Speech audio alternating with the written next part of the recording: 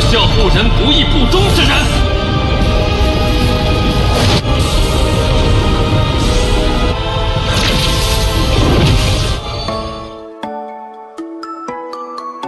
Halo guys, kabar kalian gimana hari ini? Semoga dalam kondisi baik-baik saja ya. Kali ini admin akan melanjutkan alur cerita Renegade Immortal, di mana episode sebelumnya Wang Lin yang berhasil mendapatkan harta abadi yang bisa menghancurkan alam di dunia abadi sana. Wang Lin pun OTW tuh ke tempat Jihu untuk menjalankan misi bersama-sama. Namun ketika Wang Lin baru aja sampai di tempat itu, dia pun diserang sama Hong Die. Dan itulah akhir dari episode sebelumnya. Baiklah, tanpa berlama-lama lagi di opening, inilah alur cerita kelanjutannya. Wang Lin yang dibikin kerepotan sama serangan Hong Die yang kala itu on point banget mengincar titik vitalnya Wang Lin. Saat itu sih Hong Die mulai menciptakan formasi pelindung yang mengurung tempat tersebut supaya Wang Lin gak bisa kabur dari sana. Tentu aja Wang Lin yang udah tak tahan lagi sama penindasan Hong Die yang sulit banget untuk diajak bicara baik-baik, Wang Lin pun terpaksa menggunakan pusaka bendera larangan yang berbentuk tombak untuk menyerang balik Hong Die di sana.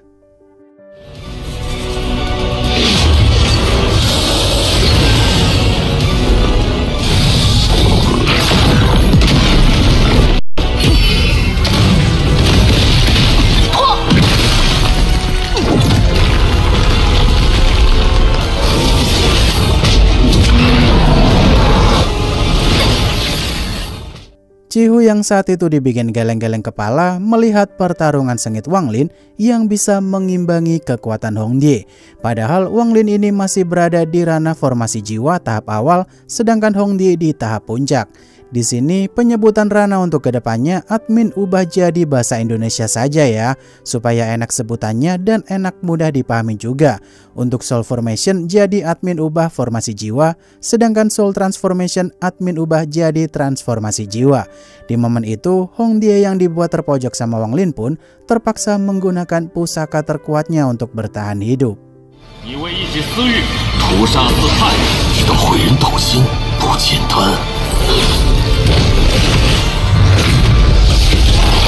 父母无人送终，是为不孝；重叠越火，是为不忠；越狱上塞，是为不义。你无缘无故对在下出杀手，你。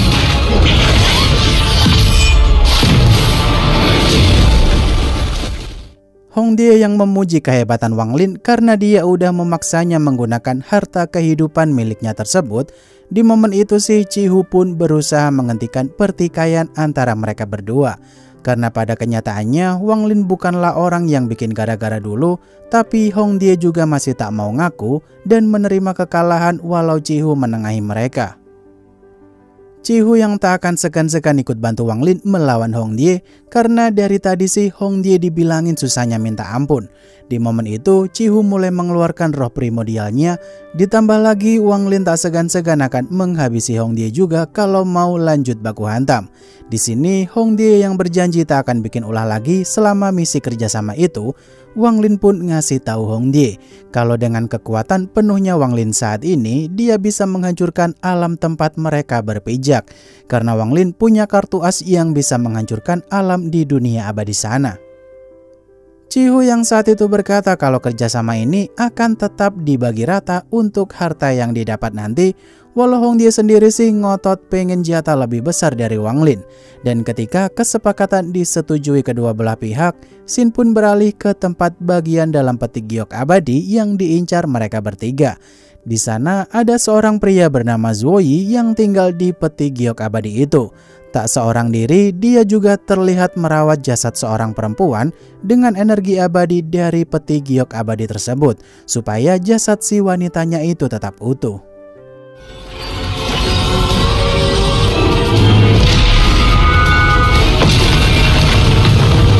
Jika 不孝后人不义不忠之人。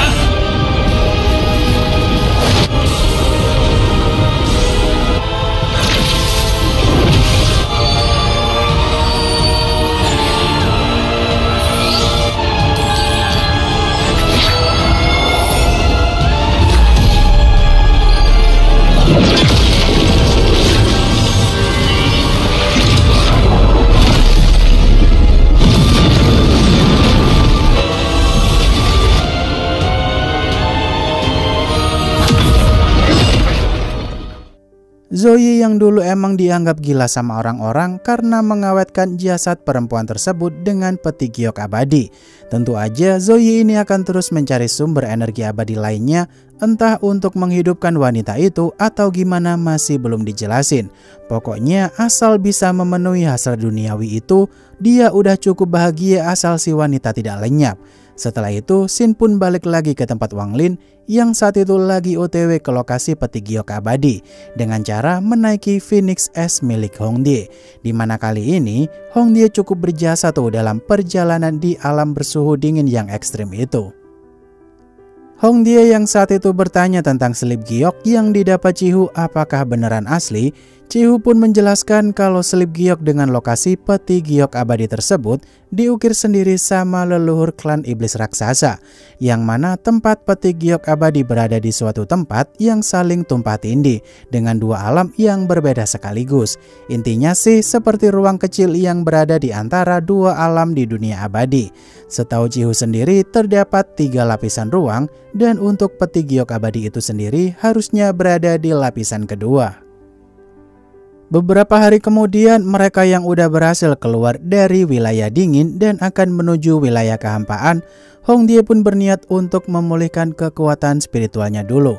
Karena selama 3 hari dia mengeluarkan kekuatan spiritual begitu banyak.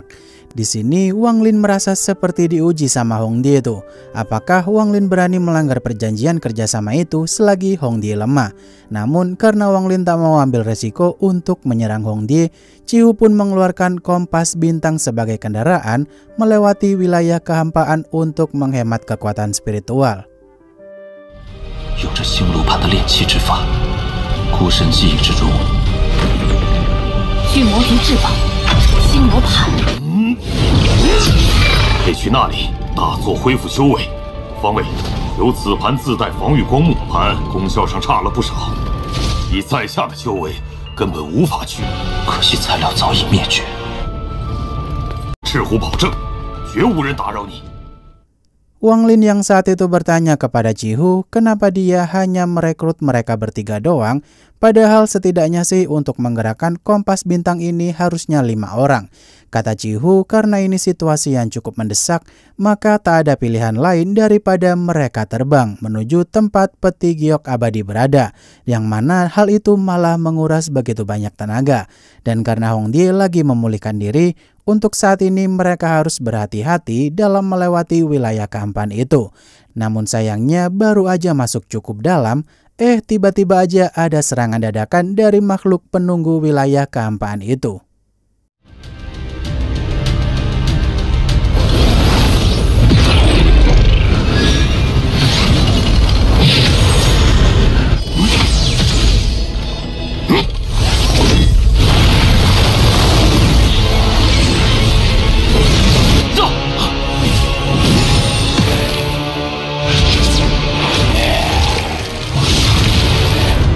前方10里有异动。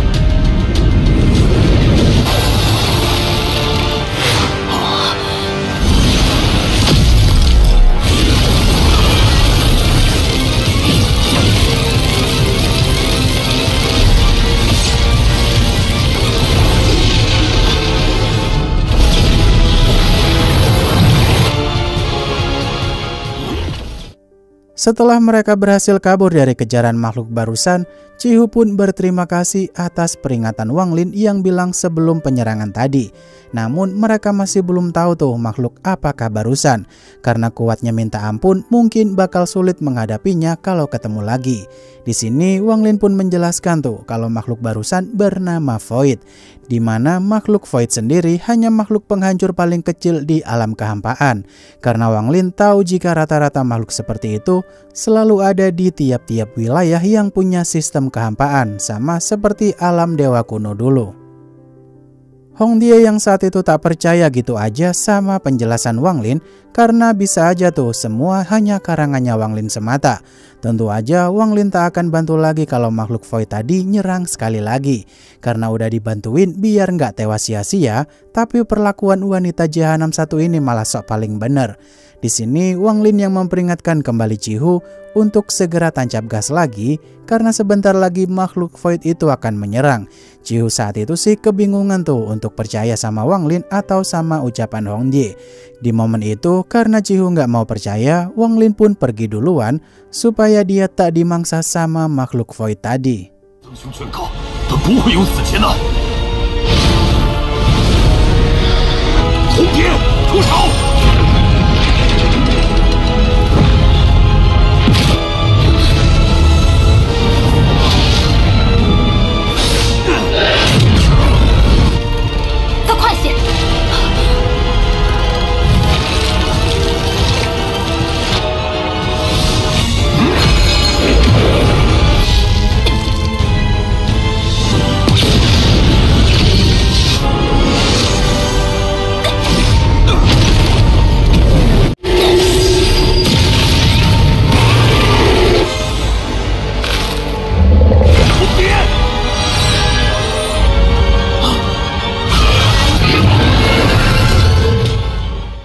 Hongdie yang saat itu cukup nyesel karena tak mau dengerin ucapan Wang Lin, sampai-sampai dia mengorbankan putik bunga harta abadinya itu.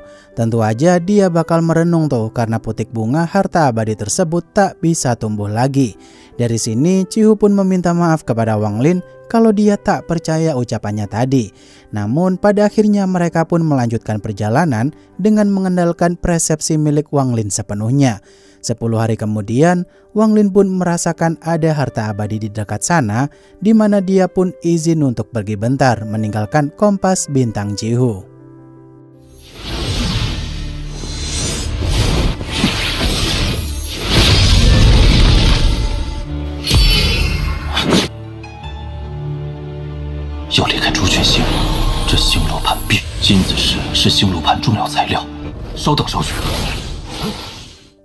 Wang Lin yang balik ke tempat Cihu yang saat itu lagi mengalami masalah, di mana untuk saat ini sih mereka nggak bisa memakai kompas bintang itu dulu karena udah mencapai batasannya. Untuk melanjutkan perjalanan, mereka terpaksalah harus terbang dengan kekuatan masing-masing.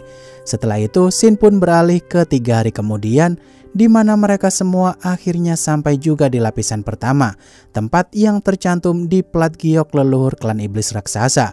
Namun saat itu mereka tak merasakan harta abadi apapun di lapisan pertama itu. Mereka bertiga yang memutuskan untuk pergi ke lapisan kedua untuk mencari keberadaan peti giok abadi. Tak butuh waktu lama perjalanan mereka pun sampai juga di lapisan kedua. Dan kagetnya tak ada harta abadi di lapisan kedua sana.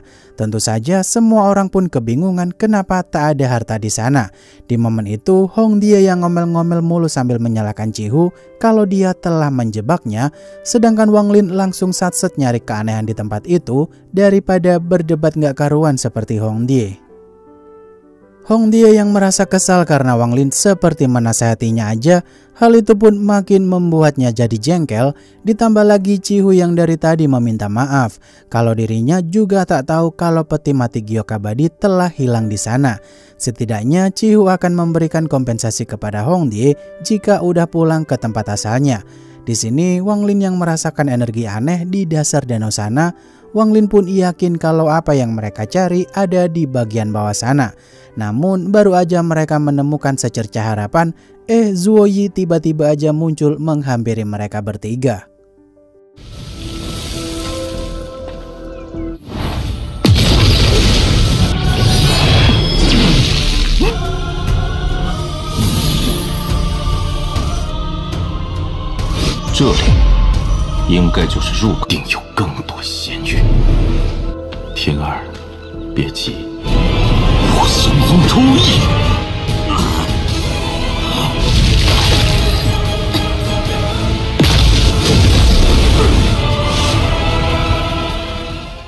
Waduh, kira-kira Zuo Yi itu sekuat apa ya? Sampai-sampai berani menghampiri mereka bertiga yang notabene-nya rata-rata di ranah formasi jiwa.